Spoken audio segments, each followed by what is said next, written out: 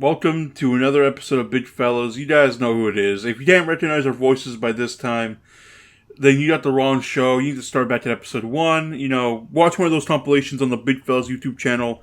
I spent 2 hours on them and only 8 of them to fucking render them. But y'all know me, the Big Fella, followed by the Pig Fella and the Sid Fella.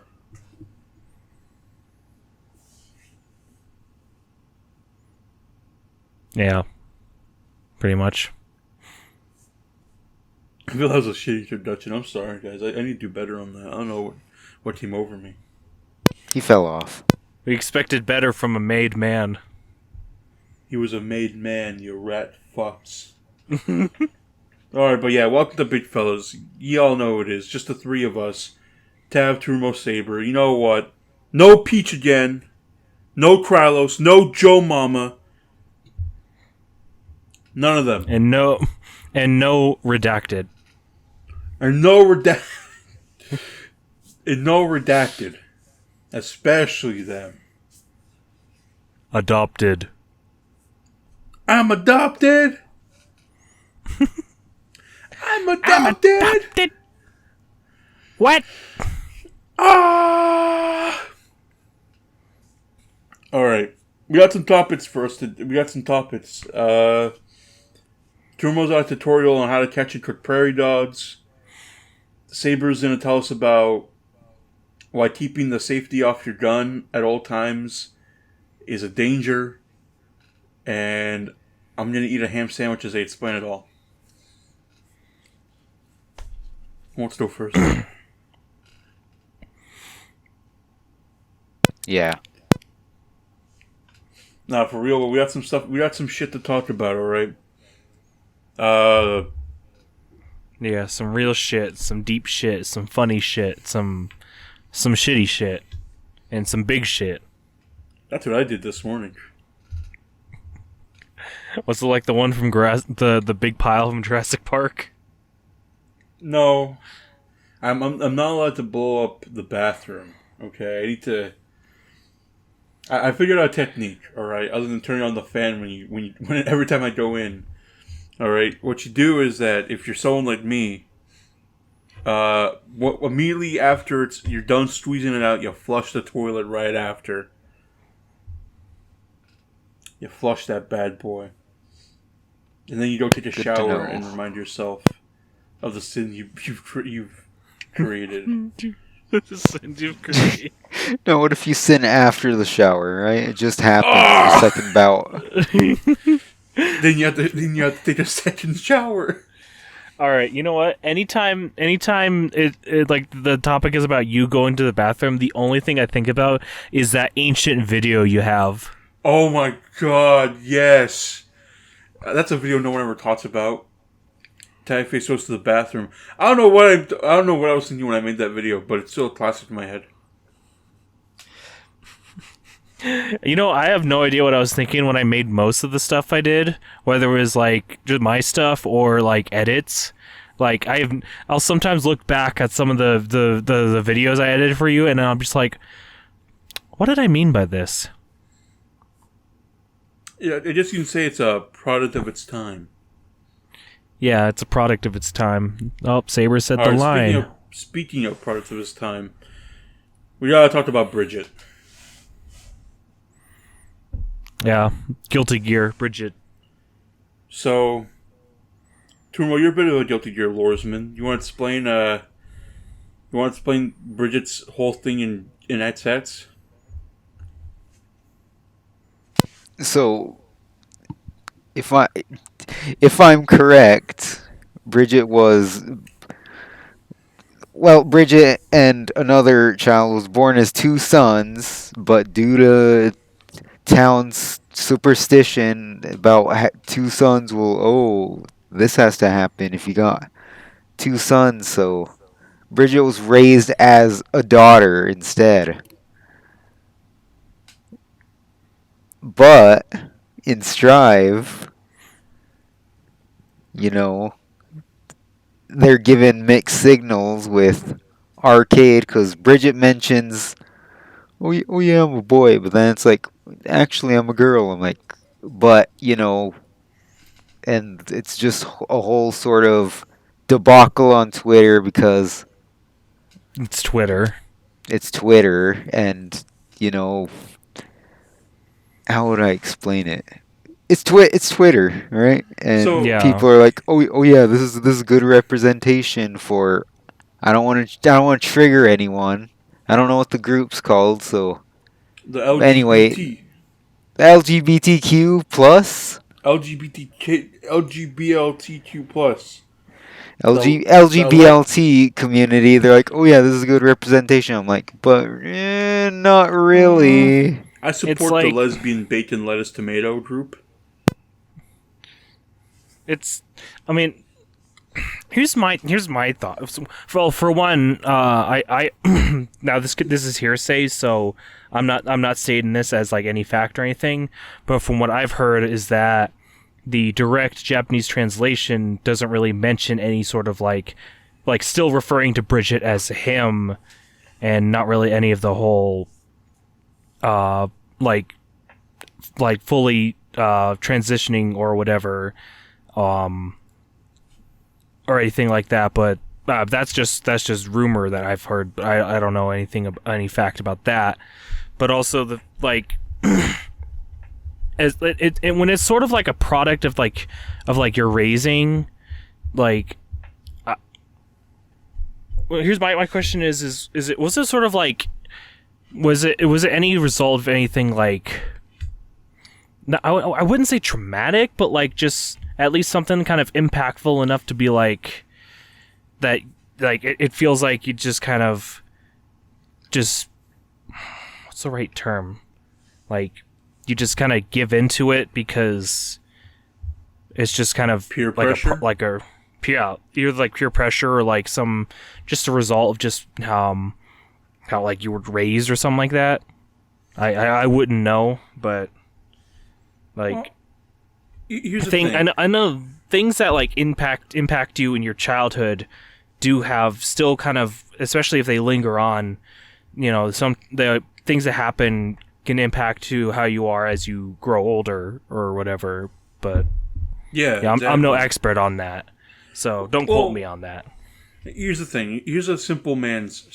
I don't like saying that. I don't like putting it like that. But here's a good analogy to all this. Okay. People often say the music you listen to in high school, middle school is often the music you're going to end up listening to for the rest of your life. Yeah, that's true. Because that's just like at that point in your time in your life, that is your biggest influences, and that's going to later influence how you think. And you probably could break out of the whole. When you're 40, you could probably stop listening to Hatsune Miku, but let's be real here, you're probably not. God, The whole middle-aged weebs. the whole thing the whole thing about it though is like, yeah, it's a win for LGBTQ and them, but it's also sort like badly done because I guess it's just oh yeah, I was raised up my whole life as a female. I guess that's okay. I guess what Like they yeah, decided to do is okay now, so I accept it. yeah, it's Like, it's. Fuck! I lost my train of thought. Go ahead. Forgot. It's okay. The problem is, Guilty Gear. This is all the complexities of this character's gender is all explained in a with interactions and an arcade mode. An arcade mode that barely has any dialogue, mind you, except for the last two. Except for like the first fight, and like maybe the last two fight, but that's it. Okay, do you understand the whole mid signals? But people are just like, well, there it is. Bridget said they're a she, so that's it. But and I then don't know. you got those people that are arguing, oh well, Bridge only accepts that she's a girl in if you lose the not flawless round like dialogue, I so therefore it's not canon. I'm like, well, okay. The problem is now we see this is how bad it is. Okay, you're telling me the gender identity, especially this. I mean, this is something very important to nowadays. The gender identity of this character is determined whether they win or lose an arcade match.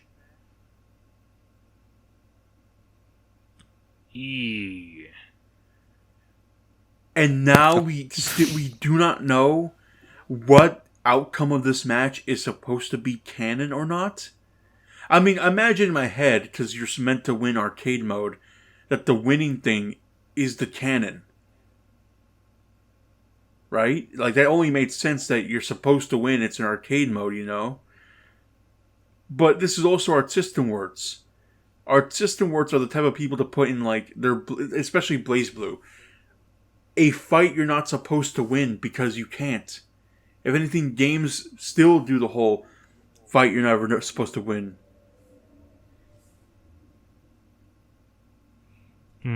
So at that point, I hate to say we need, it would be better if someone who does the writing for Guilty Gear were to come out and be like, okay, here's the situation with Bridget, and then they make it all clear. Just straight up tell us, all right? Yeah. Exactly. You know, it's such a... It's I such mean... this is the worst... Okay, this is so bad about how they're going to treat that. I understand.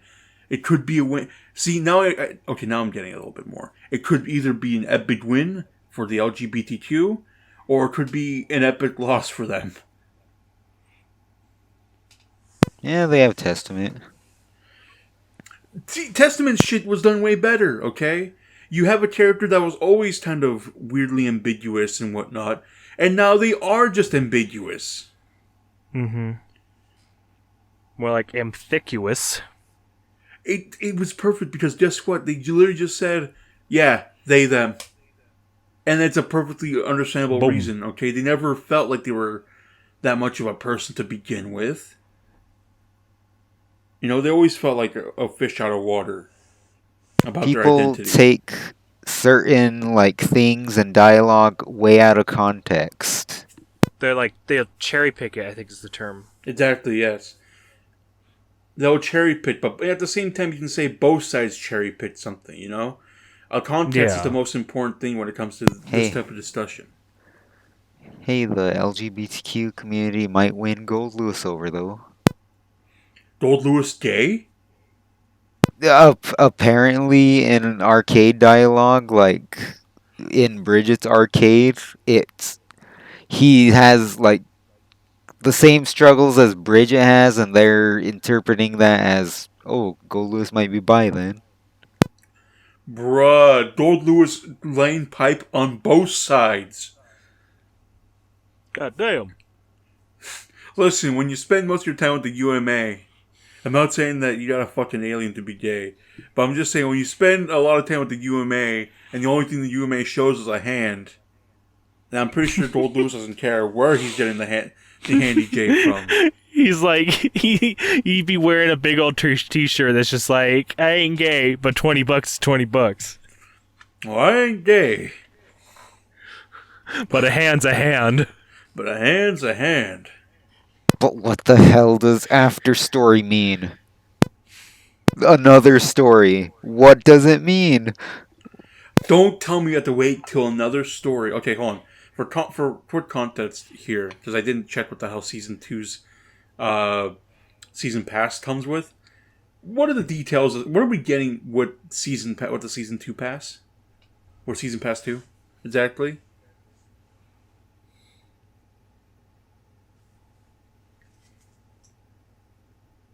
I know you told me it was exactly the same thing as Season Pass 1. So are we getting another story mode? No. I'm just referring to the first one. What the hell did he mean by this? What happened to Faust? Faust fucking died. Are we just playing as like a corpse just powered by magic then? Mm-hmm. Shit. I don't know, man. He's a husk, a vessel.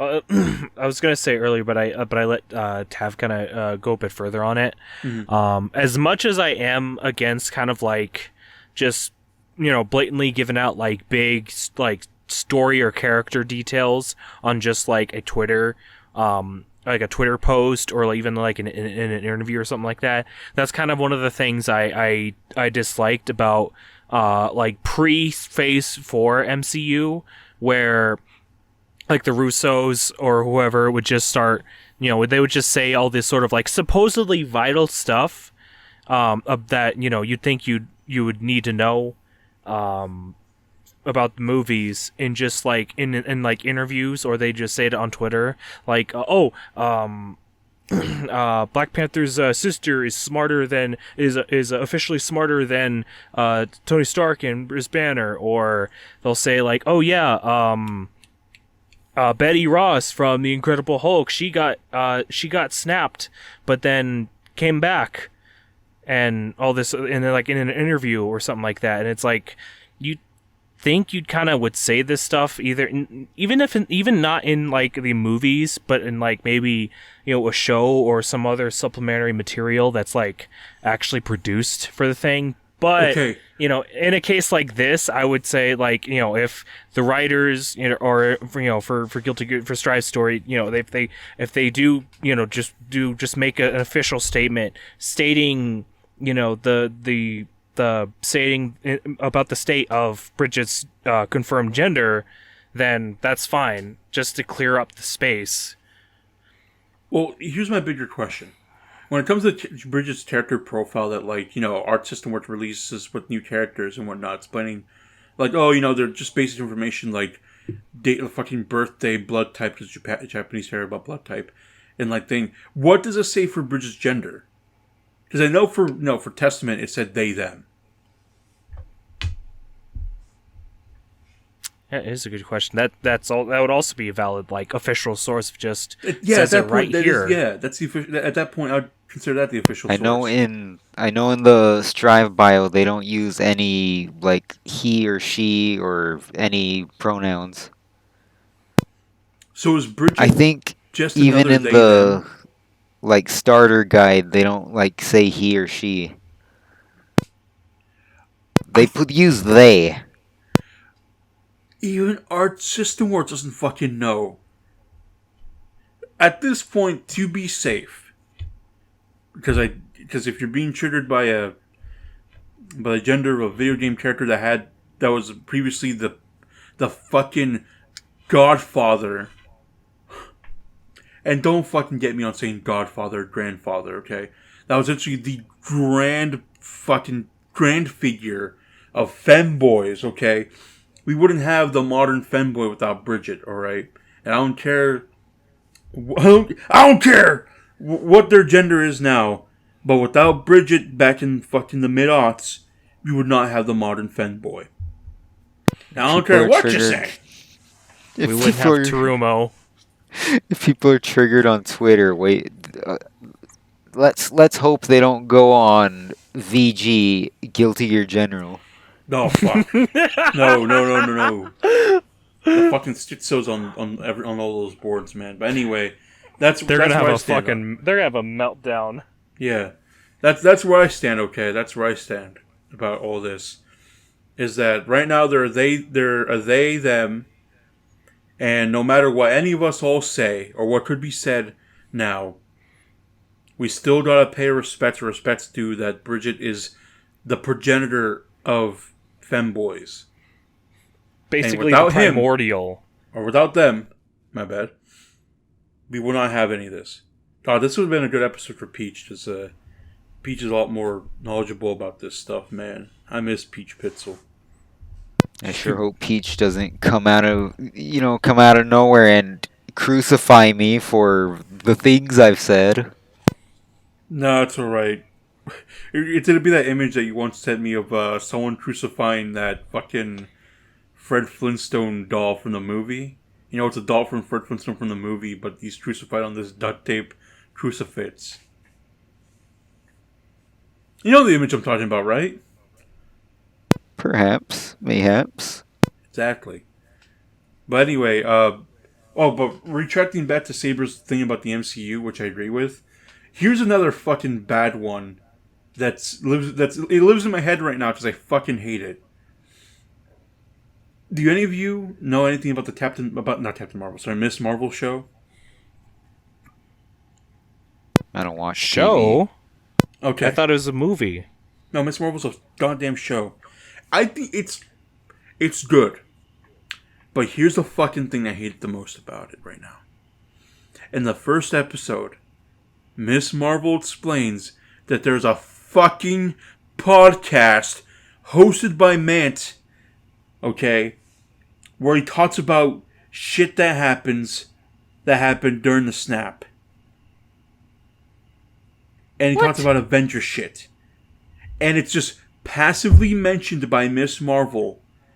But at the same time, when she mentions this stupid podcast, it is details that are in the same tier of the Russos tweeting about certain things. That are kind of important details that should be mentioned outside of it. And I fucking hate it so much. I hate the fact that whenever they want to come up with something, their source is a fucking in-universe podcast hosted by Mant.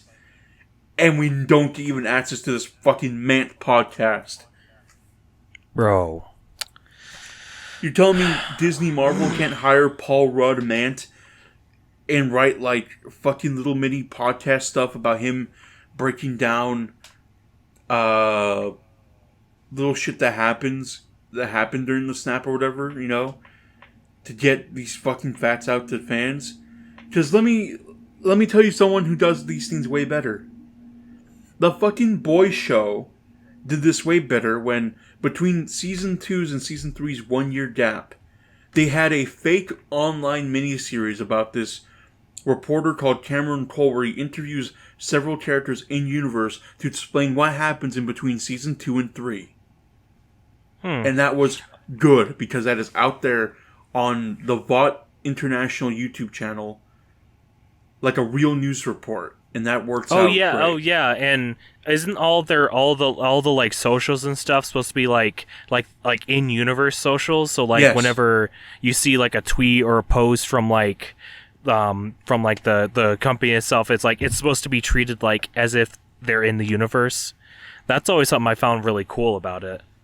Yes, Shoot Up the Church will mention Twitter, Facebook, Instagram. And if you go on like you can actually find these things in real life. For example, you can find Homelander's own Twitter account. You can find the VOT International or VOT American Twitter account where they'll have actual posts mentioned by them. Where like actual tweets they mention the show and social media posts like Instagram lives are actually there. For the most part. Some things are not. But yeah. And I thought that was really cool because it's kind of like the fans can also interact with all this and kind of pretend they're in this little universe.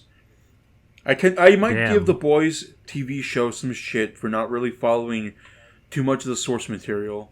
Especially when the source material for the actual Boys is really good and I think should be primed for like a fucking... At least give it like an animated series after you're done with the live action stuff, but... I don't know. Me talking about the Boys is a topic for a different time.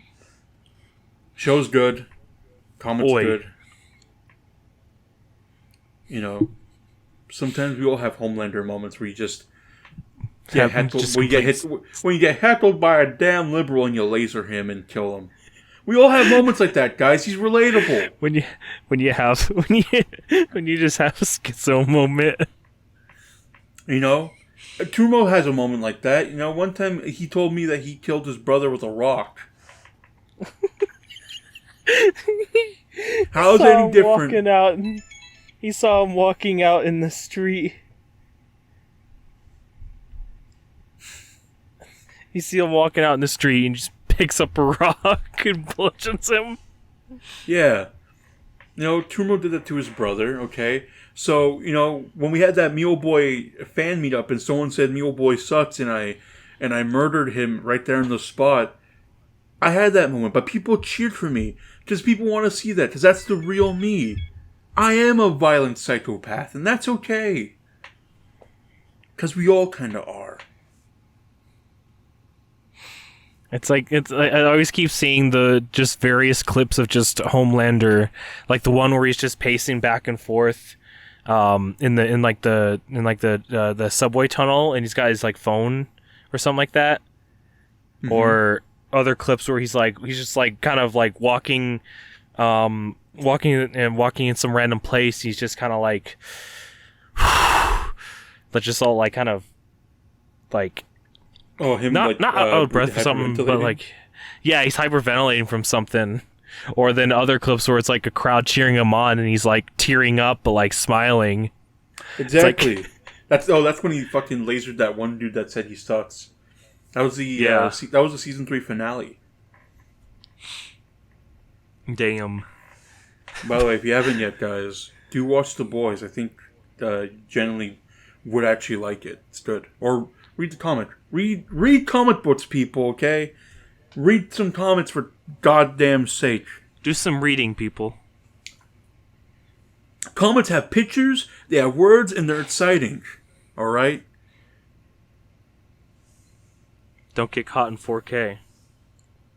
What do you mean by that? Like, what am I going to What do you mean for that? You know. All I'm saying is that, yes, I did buy Thanos in the Fortnite shop, and then I immediately closed Fortnite and played something else. Oh, yes. Tijanos. Opening Fortnite just to buy something and never playing the game ever again because there's never a sesh. You know what, Turumo? You're asking for it now. That's it. Tonight we'll do a Fortnite sesh. There will be no tonight. There will be no Fortnite. That's it. After this podcast, we're gonna play Fortnite, and we're gonna grind the battle pass. It's like 500. It's like 500 degrees. All right. It looks like you should just pull a Trailer Park Boys. Like, you should pull a Ricky from Trailer Park Boys and get an industrial-sized, like, air conditioning unit that they use for, like, department stores only for your house. Look at me! I can afford industrial air conditioning. Get a swamp cooler. He stole it.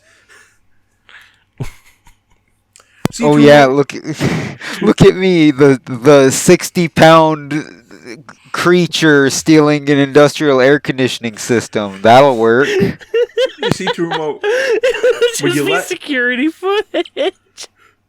When you cryptid. When you may lack in physical strength, you make up for intelligence.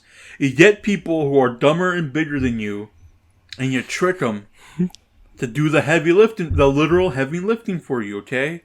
And then all you gotta do is use your wire management skills to hook up the aircon, and next thing you know, your house will be too cold to inhabit because you hooked up a fucking department store air conditioning for your fucking house. What if I fail my speech check? Well, here's what you do. You roll, you cast, before you do your thing, you take a moment to cast a cantrip Friends, so you have advantage on your speech check. I fail my speech check and they bludgeon me in with a rock on the spot. It's like this. Well, here's the thing. Your charisma's pretty high. Alright, so you take skills. I imagine in real life to take the persuasion and, like, charisma proficiency buffs. I imagine in real life you take a fucking community college speech class. You take that class so you get a proficiency in your charisma rolls, okay? Then you cast a friend's cantrip on your target, and you have advantage on your next charisma rolls, and you hope you roll something high. So you have a high improbability. You have a high probability of passing your speech check. If by some fucking course of fate that you manage to fail it, then I don't know what to tell you, man. But either way, you trick dumber people into doing your heavy lifting, okay? That's all you gotta do. I leveled up everything except strength and agility. I imagine okay. the Friends cantrip in real life is just playing the theme song for Friends. Okay, for I'm not sure if Kralos ever explained it to you guys. I'm not sure if any of you guys had access to the Friends cantrip in our D&D session, but literally what it does is, like, you cast it on your target, and for a minute in game, you can you have advantage on your charisma rolls against them. But after a minute, they realize you casted a cantrip on them, and they're like, wait a minute, what the hell? You're not my friend. You're not my friend at all. I think he might have told us, but I don't remember when. One of our players, the new player, the Metzin joined us. His character has access to it, so I'm not sure. Damn. I'm not sure if I think cleric can learn it, or they can learn a spell that's a better version of it, but it takes a spell slot.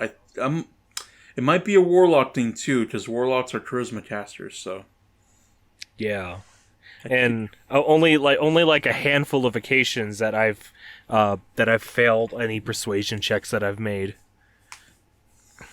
But usually, like, I'm the party's like smooth talker.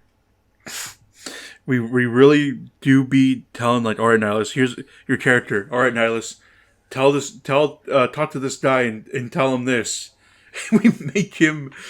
All of us are okay for context, and I think we explained this with Krylos. All our characters are fucking cavemen when it comes to intelligence and wisdom, except for Trumo's character Vero, who has a really high wisdom because he's a cleric, or Saber's character Nihilus, who has a really good intelligence and charisma. You can be like Vero, who has It's like Vero. What is it? Vero's fucking intelligence is a -3. Can Vero even read Terumo?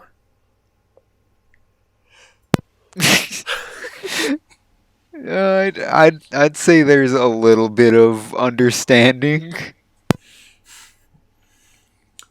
Hey, hey, he casts fireball every chance he gets.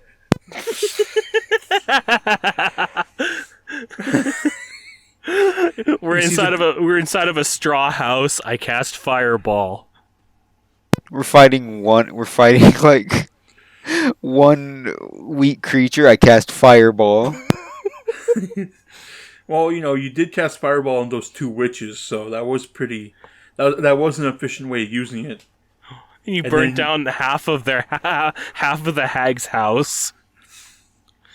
Yeah, but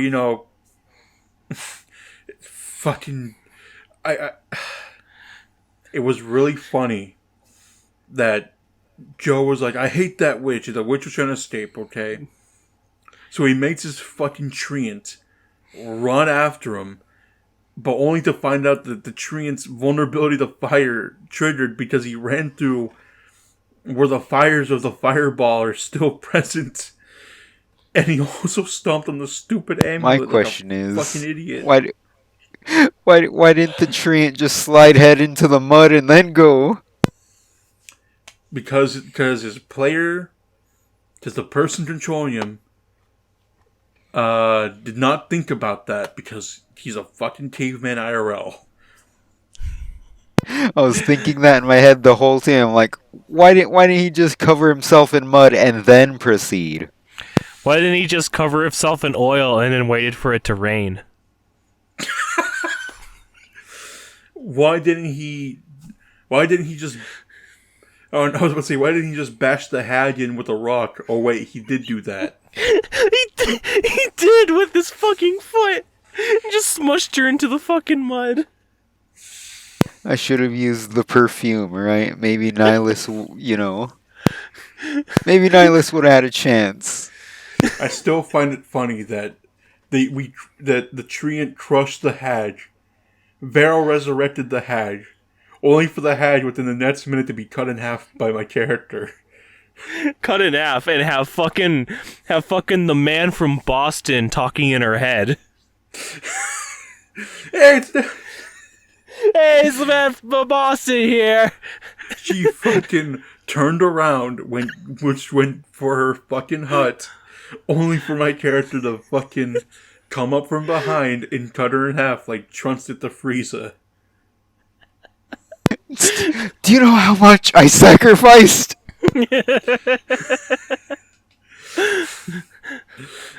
No, you can't do this to me.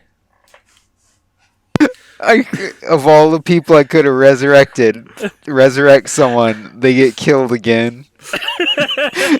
No, you can't do this to me. I mean, hey, you could have. You had a chance to save Woodhawk. Alright, I had a chance. Beryl, you could have saved me. That's To okay. To be fair, right? To be fair, wasn't he it? almost died. To be fair, I almost died, right? Actian went for a monkey and went to save him and left me and, the halfling. The halfling. No, he left you with the tiefling. The halfling was with Wes because we were shooting magic. Anyway, He was Actian using left the me for an magic ape. No. The fucking tiefling. What was his name? Okay, just Denny, because there was Denny and Lewin. Lewin was like, "Hey, Actian, I'll help you out." Only for Actian to fucking run by him to rescue a goddamn orangutan, and then for Lewin to get crushed by the apparatus.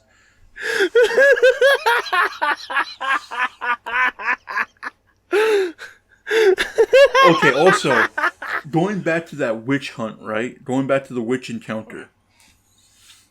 This witch was trying to escape, and she was about to. But Actian did not trust the witch, which is fair, and had his treant run past him, step on the amulet we even came to find in the first place, have the treant catch fire. That was the treant's turn. He could have hopped up empty, used his own walk to catch up to her, and hold her or whatever, and then command NT to go hop in the water, because turns in D&D are like 6 to 10 seconds. But no, he wanted to waste his damn turn so NT can go so he can go to NT's turn faster and let her get away. I also loved the timing of just like my character, Nihilus is just searching the mud for the amulet. He's like, Beryl, help me. He's just sitting there what's it look like? And then on Nihilus' turn, he's just it looks like this. And he finds it. Oh my god. And let's not even talk about the fucking slaughterhouse that happened last session. you mean 5 nights at Maddie's? One night at Maddie's. Only where it turned into fucking Willy's Wonderland, where Kyojiro, my character, fucking destroyed 3, and then cut the dude in half. Got a little halfling Matt Pat at that. Cut him in half. And then just for us to find a dwarf version of Markiplier. And it turns out that he had a whole barn full of cows for their milk. Because goddammit, I love milk. Somehow. Alright, we end up at a fucking ye old pizzeria entertained with automatons. Actian's depressed as he had to let his treant son go. No, nothing was going right for him. He lost his hair and beard. He had to leave his own son behind. He also got ogled by this wood elf? By this wood elf lady who keeps bragging about his cock. Oh, she pulled a fucking what was the thing? What was the old YTP? The Gaston trilogy. Gaston's Quest. Old man, tell us again. How big was it? Oh, the boner was enormous. 10 feet. No, 12 feet tall. This wood elf keeps making his boners, his fucking cock, bigger each time she tells a story. At that point, it's going to be a third leg. He also just straight up pulled up. I miss my son. Because he's got this whole like tough guy like attitude and all of that, and then all of a sudden he's just like, if there's a lady asking for me, I was never here. He was about to like piss his pants. Ooh, big man can handle some lady looking for him, huh? It would have been funny if he's just like, I miss my wife, Kyojuro. I don't know. I just All I want to know is that we encountered the Drusilla, the sex worker. Drusy! Alright. And she's hanging around Beryl. Is Nihilus and Beryl gonna take her up on the whole we get stuff on the house when we make it to Waterdeep? I mean, I'm half tempted to just say that like Nihilus is just go with just Nihilus, just be asexual, and it's just like, no, my only concern is just forbidden knowledge. But I don't know. We'll see. We'll see what arc he goes through. What if one of the prostitutes walked up to Nihilus hearing that? She's like, I can show you some hidden knowledge between my legs if you can search with your cock. At that point, does the man from Boston, does he just go into Nihilus' ears like, stop, you don't want to do that, Nihilus. She's going to give you the clap.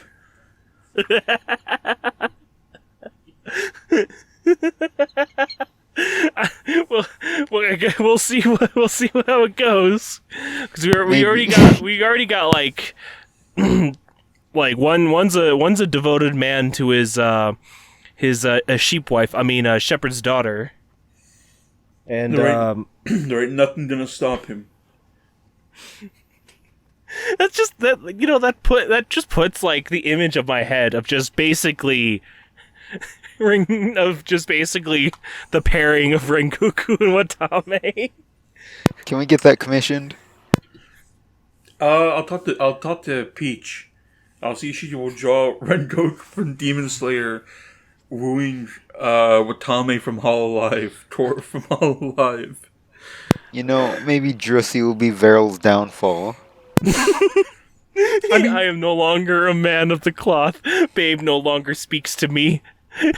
I mean, weren't you just saying that Veryl's losing faith in Babe due to what always happens to him? You know how many times he died? Almost died? He's been on the brink of death so many times, and he's never had any sort of divine intervention of any kind. Like, Babe, it's always been his friends helping him out in some way.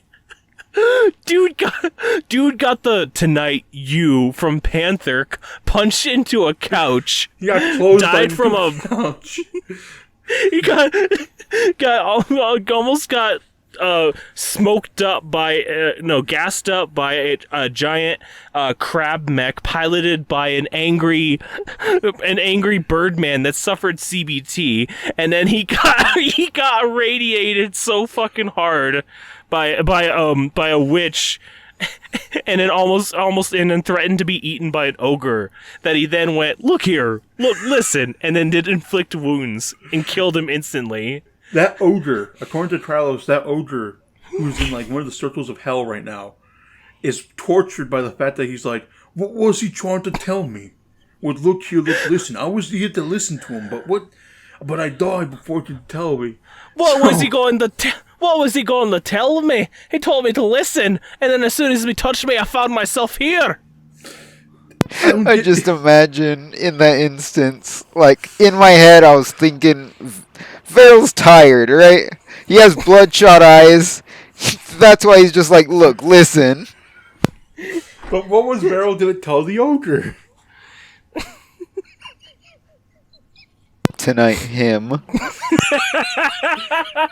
It's like he says as he's touching his shoulder with inflict wounds, he just stares deeply into his ogre eyes and he goes, "Tonight, you." No, I got the perfect image, right? Oh god. You can see what masterpiece this is. I just gotta find it. You know what's funny? I think to get some better stuff, like an actual pendant stare, Varel could turn into a paladin if he decides to take up the cloth for Babe.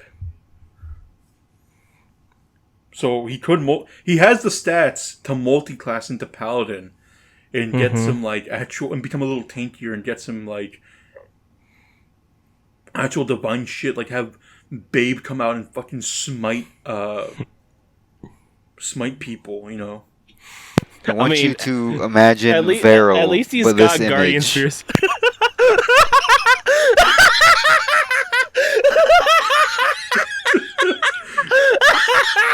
You can have Krylos draw that. POV, you're an ogre. You're an ogre about to eat Varel About to eat a dragonborn cleric. and his little girlfriend. But here's the thing, Trumo. Does Babe allow Varel to get his will he allow Varel to explore some Drussi? I feel like Babe really doesn't care, but Varel does not know that, and he just thinks, Babe gave me this, I have to do this, then I can relax. But you said in the lore that Babe is always talking to Varel. Yeah, he's just like, go on, Varel, do it. It's like fucking King Kai in Goku's head, right? I know you want to do it. It's like cast fireball. So when Varel casted the fucking spirits spell and summoned Boss Hodds to guard him, was that Babe pretty much be like telling him, Here, Varel, I'm gonna send my best guys for you. My best guy is a whole bunch of buff ass hogs circling around him.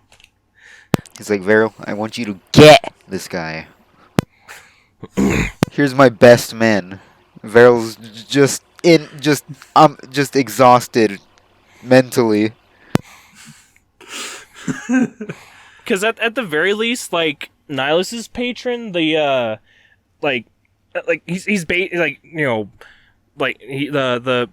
he's like Boston Hermaeus Mora basically, but his whole reason for being vague on details is mostly just like because even he doesn't see fully. He's just like, hey, I want you to explore this for a particular reason and look out for someone by this name, because it's like it's fully for the purpose of just, hey, I don't see the full picture here. I only get a vague idea, so I need you to dig further, whereas Babe it's just like he could be like, do it, kill the boy, kill the child, kill the ogre. What do I do, Lord? Destroy the ogre, corrupt them all. Kill the ogre. Protect the Drussi. I just imagine this like I'm imagining it's like she's laying in bed in front of him just like wanting him, and he's just like sitting there and nothing but just has his amulet. He's just like, what do I do? He's like, he's all nervous. What do I do, Lord? And then afterwards, like they're both lying in bed together, and he's just like she's all satisfied, and he's just like all terrified, just like, does he hate this? Have I lost him? I still like the whole fucking meme with like King Kai yelling. He's like, Goku, I'm gonna yell at you because you fucking killed me and destroyed my house. So every time you plow your wife, I'm gonna yell into your ear.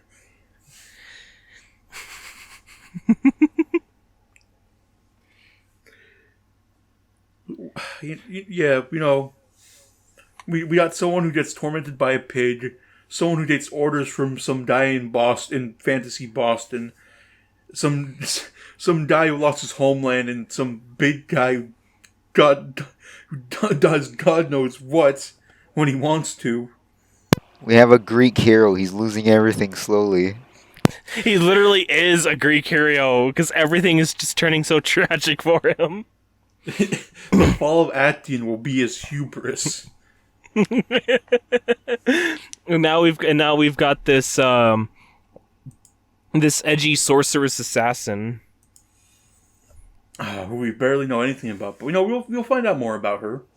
Yeah, we'll have more arcs. You know, but we're still pretty.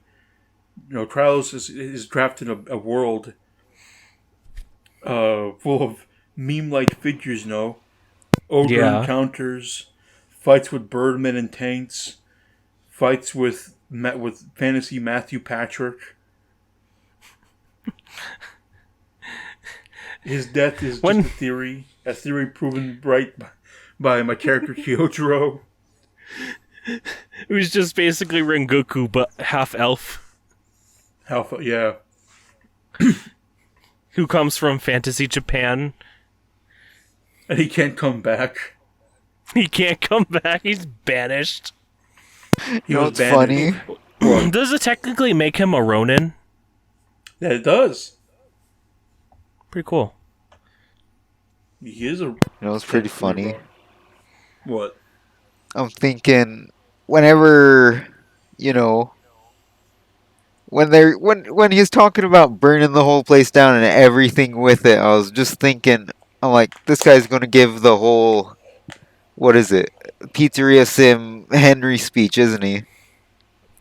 Connection terminated. Imagine it's Markiplier saying it, so connection terminated. I don't know the rest. I fucking forgot. I had it memorized for a hot second because He's gonna burn it down. Go ahead. No, I said I had the speech memorized. I was tormenting Joe and Metzgen with it IRL for a hot second. It's like he was gonna burn it down, but then he was just gonna ask, "Hey, Dragonborn guy, could you just use that use that big old fire bell on the whole thing and just let it be, just let it all burn down." And then Vera was like, "Perhaps, maybe after my nap." Maybe after my nap. Maybe after my nap, and then he just ragdolls to the floor. There's Trissy in front of Varel. What do I do, Lord? Babe, do it. Just do it. Just do it. Do it. Procreate. Do it. All right. Well, I think we'll call it quits for this episode of Big Fellers. I hope this satisfies all 3 listeners, including Red Chan. This has been Arthur Morgan, Dutch, and Uncle. You figure out which is Arthur, which. Oh, god damn it. I was about to ask you who's who.